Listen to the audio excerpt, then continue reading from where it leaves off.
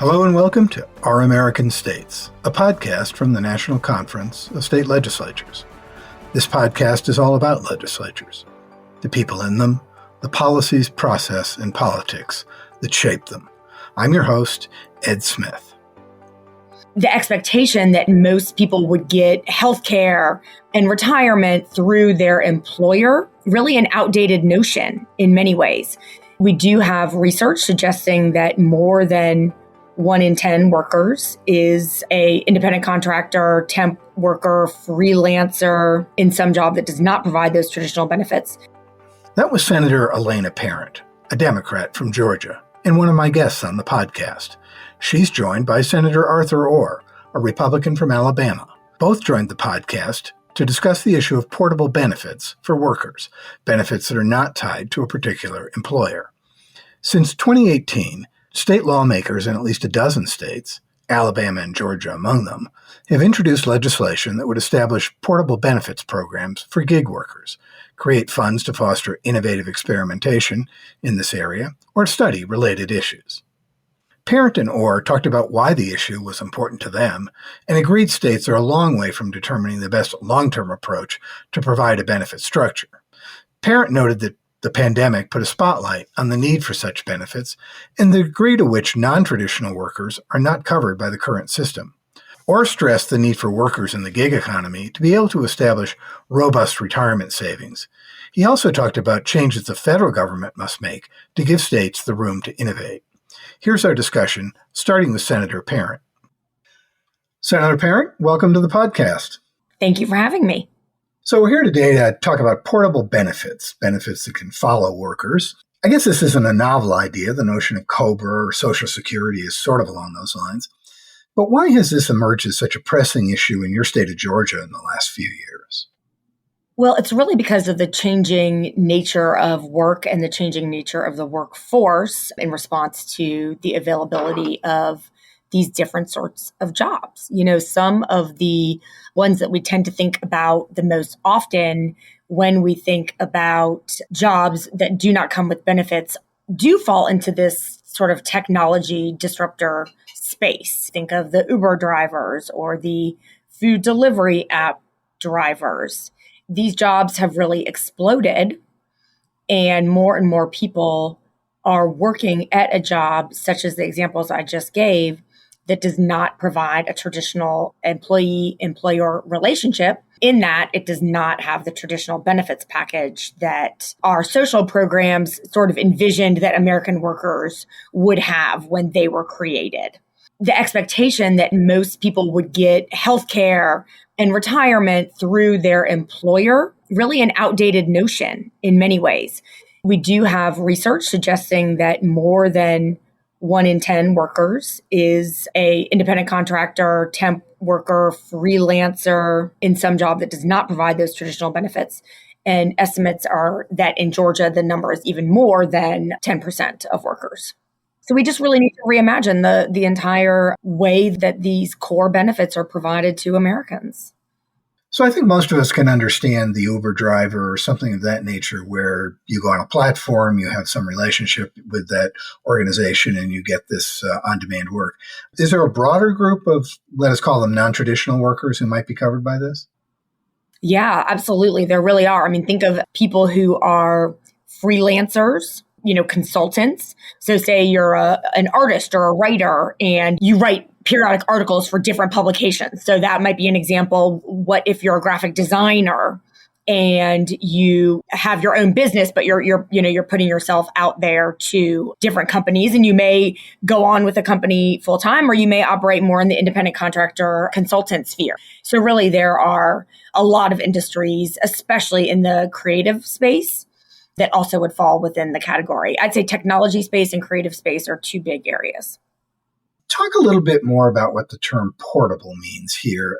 Is this something where you live in Georgia and you can go from, you either have this kind of non-traditional job or you move from maybe one place to another, or is this something you could take to another state? a lot of this discussion about it even really is evolving. So there certainly could be different models. If something was state facilitated, for example, or a state was putting money into a particular benefit, then obviously if you moved out of that state, it would have to be worked out in the legislation or in the regulations around that program, how it would work if you were no longer at that state. But I will say that the fundamental notion, which is really what your question is about, is that the benefit belongs to the individual, and the individual can go from job to job retaining the benefit and not losing it. So, for example, if you had been at a traditional company and you got unemployment through that company, but then you wanted to go on and be a freelance writer, well, you would no longer have that benefit through your company. So the idea would be to create, unemployment is one of the ones that's often discussed, a system where you as a freelance writer can access unemployment benefits, and those benefits would stay with you through your different freelancing jobs and really in perpetuity. I guess we did see some efforts during COVID to give people in the gig economy access to unemployment benefits. Yes, you're right. But it had to be a special act of Congress, and then they had to stand up a separate system in order to pay them out, because our system right now did not contemplate that gig workers would receive unemployment. I guess that makes your point, though, that this is something where the time has come. Our economy is shifting to different kinds of roles. Let me ask you a little bit about what kind of policies you would like to see in Georgia in terms of promoting access to a core set of essential benefits, or I guess more of an a la carte situation. You'd promote choice based on individual situation. In a state like Georgia, it might be easier to get buy-in for some of the a la carte depending on what a particular family needs. But the thing is, we would really need to, in designing a program, which we have had very, very preliminary conversations here in Georgia, we have not designed a program, meaning that through the conversation, we would really need to be fleshing out sort of like cost attainability. It sounds as though it might be better to allow folks to say, well, I really need access to unemployment, or I need retirement. That's a biggie, or paid family and medical leave. It could be cheaper to allow people to pick the ones and buy into the ones through whatever system was set up that are most needed by them and their family.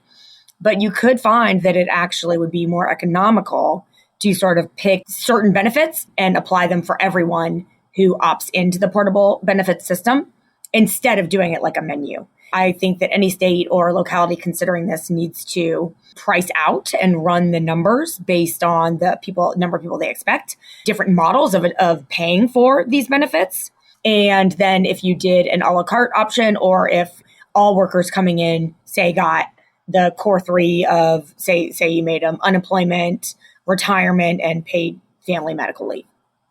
Well, let me ask you a little bit about the paying for it part. And I say that acknowledging that this is the kind of thing state legislators have to be able to do, is talk about ideas and throw them around and think about different models and not immediately get cornered on, well, how much is this going to cost, when you haven't really even fleshed out what it is you want to do. With that caveat, let me ask you, what's the appropriate role of government actors or businesses, customers, workers in paying for this stuff? Well, Ed, in your question, you actually named sort of the four groups, individuals or entities that have typically been under consideration when thought has been given to standing up a portable benefit system in terms of who is going to pay for it. You've got, taxpayers, the government, you've got businesses, you've got workers, and you've got customers.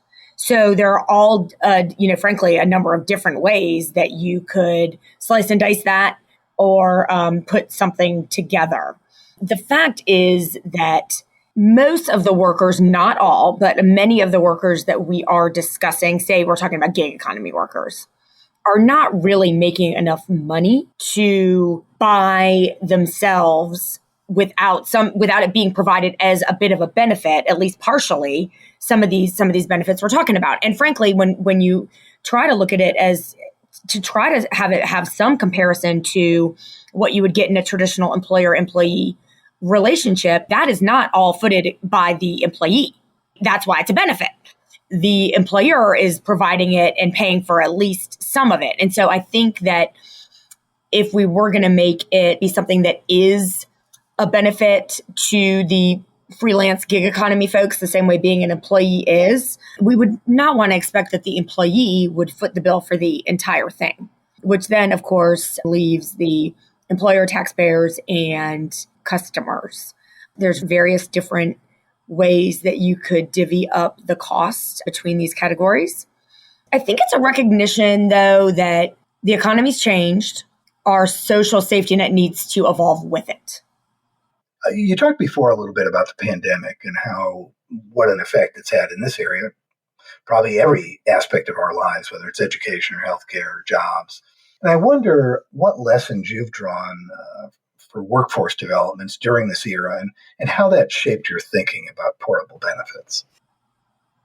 Well, we already mentioned what I consider to be one of the prime examples of the need for this type of conversation, which was the need for the federal government to go in and recognize that there are these huge numbers of individuals who were working, who were hardworking, couldn't work during the lockdowns and fell completely outside of the structures that would have allowed them to access unemployment benefits. That proves the point. Government did respond. They had to go in and stand that structure up. It shows it can be done. There have been some bills introduced in Washington that would provide pilot or grant programs for portable benefits to states. It would be a good idea to pass that legislation and access those to try to test things out. I think this is an area where testing out different models at the local level and the state level really would be extremely beneficial. You mentioned that there's bipartisan legislation that is in Congress, always kind of a crapshoot as to whether things are going to get passed.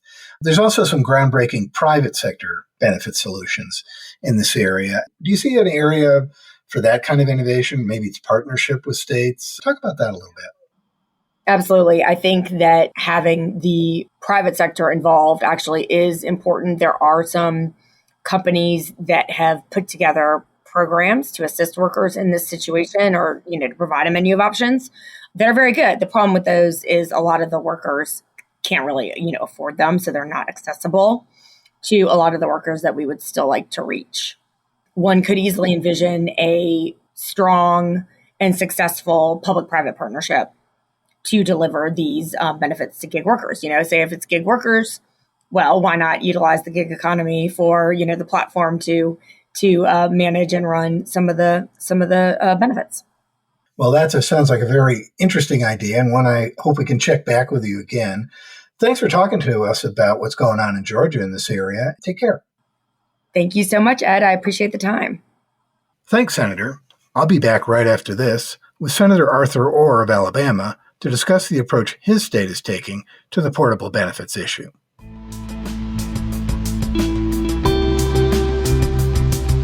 Get a jump start on your 2023 legislative session.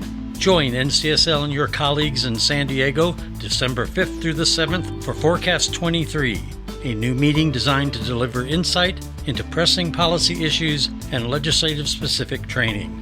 At just $99 for legislators and legislative staff, this is a can't-miss opportunity to sharpen your vision for the year to come. Early bird pricing is available through November the 11th. Register today at www.ncsl.org/forecast23.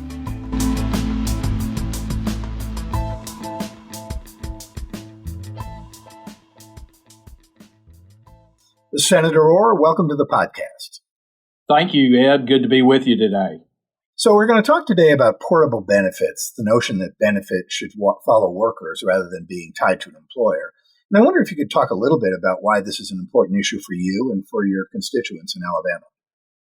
Well, several years ago, I sponsored a bill in the legislative process to try to address this, and we ran into what I would call federal headwinds. But it seems important in the 21st century that workers have this portability for their benefits. And give you an example.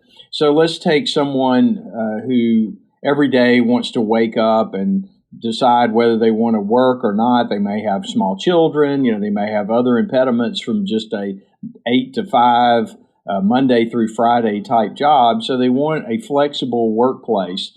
Well, how is that person going to be able to have retirement benefits? They certainly have access to an IRA, and that is limited to $6,000 under current law, $7,000 if you're over 50. But still, if that's it, and you have no one withholding your Social Security, making the Social Security, the FICA payments, now you're in a situation where when you go to retire, you've got little to no Social Security. Your IRA, let's say you fully contributed all, during your work life, let's say 30 years. And so easily that would be $180,000 plus whatever the growth was on that.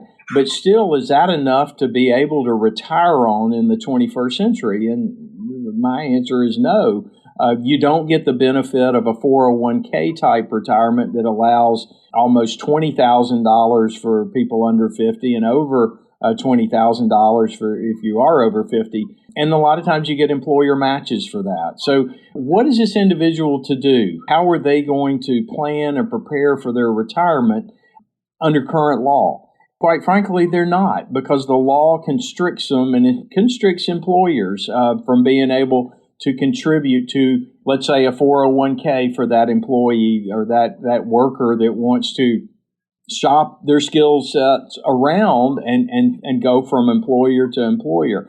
Let's just say it's a grass cutter, a manual labor type person, but you can move on up the skill set level to a gig worker or somebody who's very conversant and has a lot of skills, let's say, in the technology field. And still, same limitations. And it makes no sense that we don't allow this. And one of the things that we ran into in Alabama, again, just using retirement as an example, was the ERISA law. Federal law comes into play, and you have a lot of headwind that we have to address that needs federal cooperation, and then certainly can we do things at the state level. I can go on down the list. You've got health care.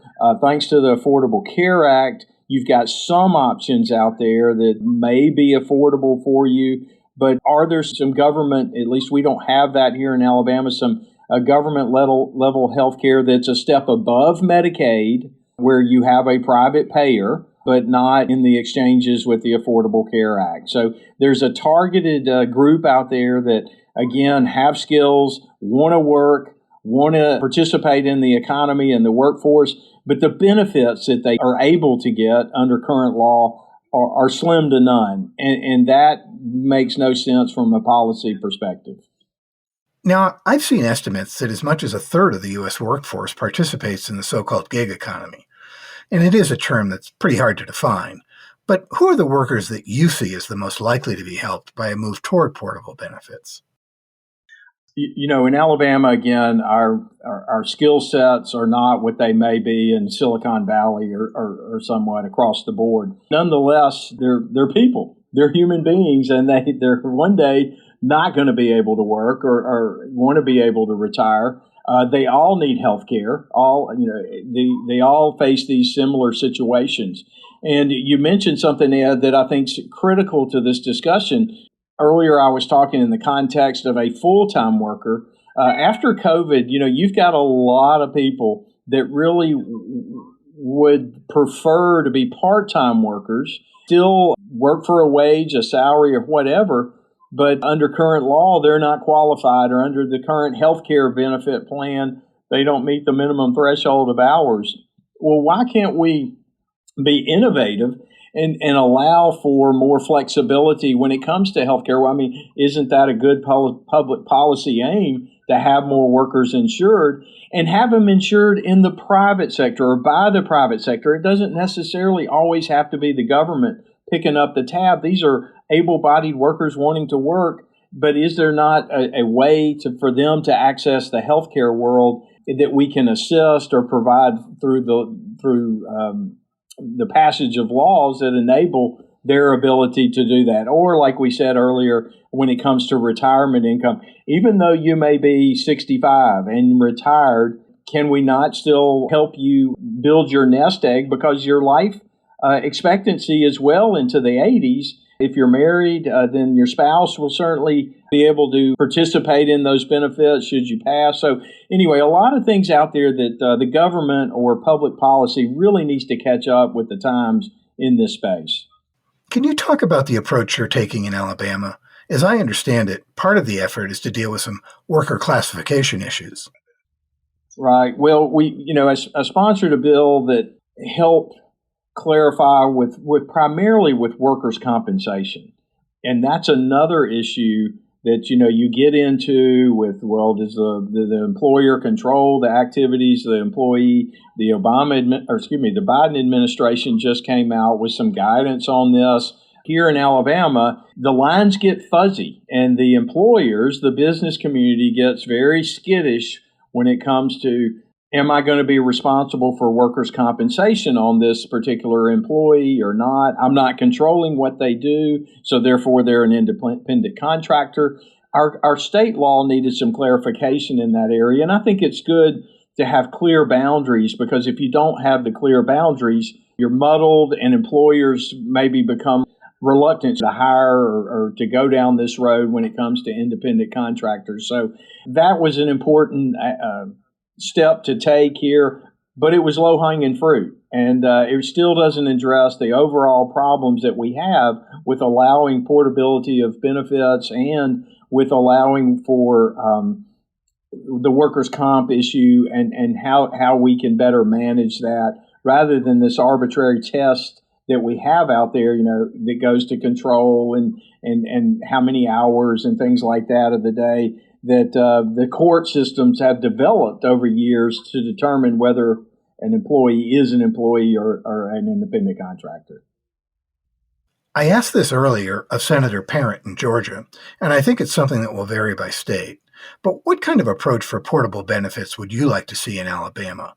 One that promotes access to a core set of essential benefits, or more an a la carte model designed to promote choice based on individual circumstances?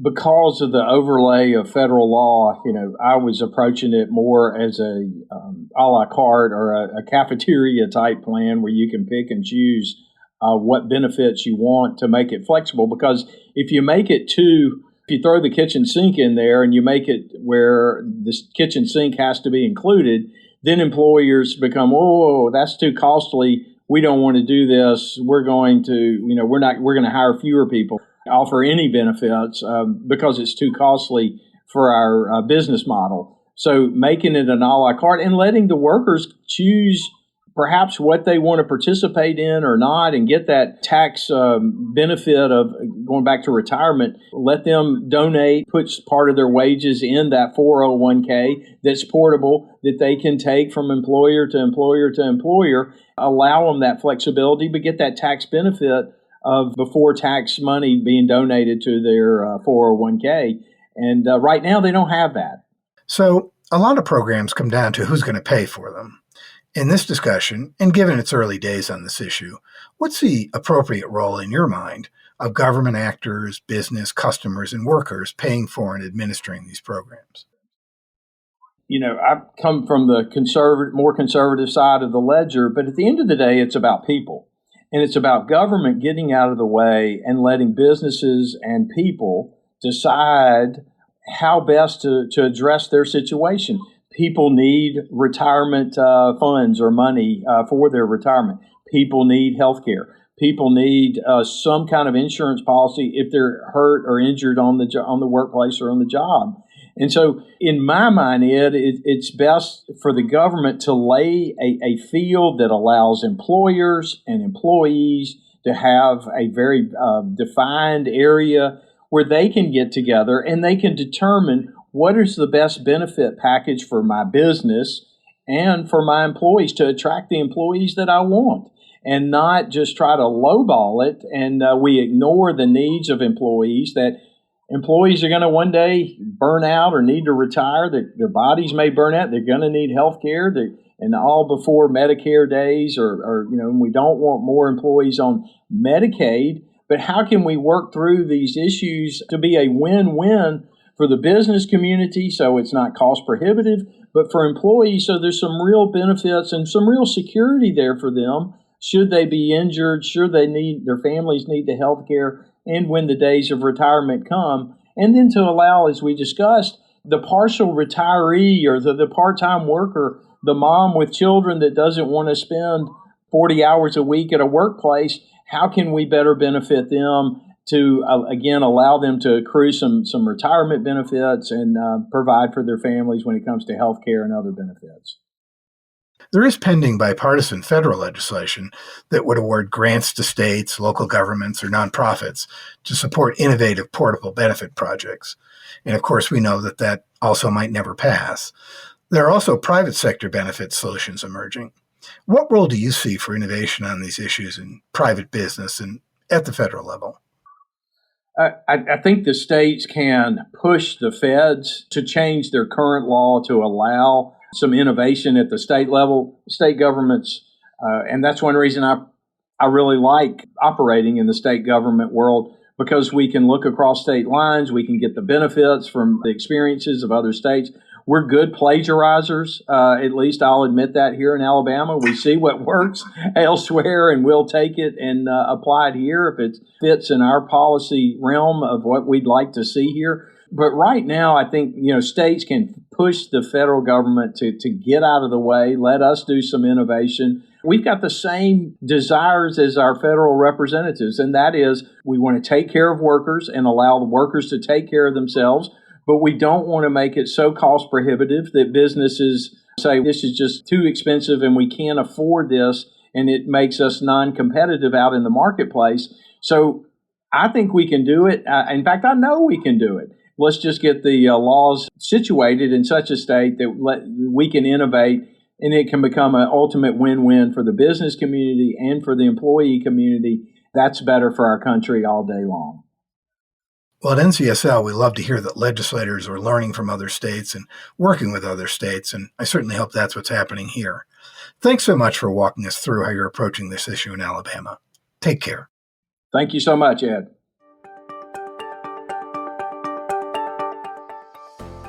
I've been talking with Senator Elena Parent of Georgia and Senator Arthur Orr of Alabama about portable benefits and how they're approaching the issue in their states. Thanks for listening. You can check out all the podcasts from the National Conference of State Legislatures by searching for NCSL Podcasts wherever you get your podcasts. Listen to our monthly series, Legislatures, The Inside Story, and our special series,